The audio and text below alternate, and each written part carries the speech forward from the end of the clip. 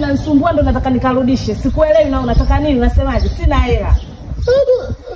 Sikuelewi sasa. Njaa au nini, kitu gani? Sikuelewi unachokisema. Unataka nini? Unanichanganya yani. Sikuelewi unataka nini? Sikuelewi shida yako nini yani? Unataka chakula, unataka nini? Sina hela mimi mwenyewe hapa nimetoka kunini huko taa yangu na unanichanganya tu na unasemaje?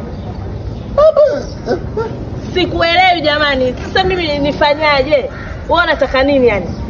Nashindwa kukuelewa. Unaniambia tu hivyo sikuelewi. Shida yako nini? Zungumza. Hebu kaka samani. Naomba uje unisaidie hapa kitu. Simuelewi hata anachokiongea. Unasemaje mzee? Nini unataka nini? Nini sasa? Nyoshi maelezo. Au chakula? Yaani mimi mwenyewe hapa ananiambia hivyo hivyo nashindwa hata kumuelewa. Anataka nini? Simuelewi. Tatizo kaka nimetoka kununua hapa imeungua. Natoka nje nampigia bodaboda niondoke nirudishe naye anaanza kuja hapa ananiambia hapa simuelewi anataka nini? Shida nini mzee? Sasa tunamsaidiaje? Kazi. Kazi ngumu kumuelewa. Bora nini? King D. King D? Kinondoni.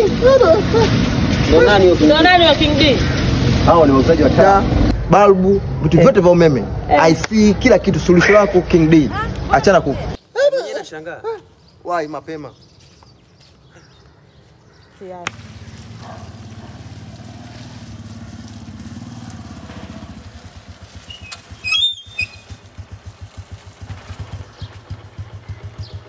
King D so poa. Taa zao nzuri zenye ubora, bei rahisi, hatari yani. Kupata taa kama hizi nzuri ni kwa King D. Taa nzuri, taa zenye ubora, taa zinazoeleweka. Sehemu ni moja tu, suluhisho lako ukienda pale Kinondoni bili naisha.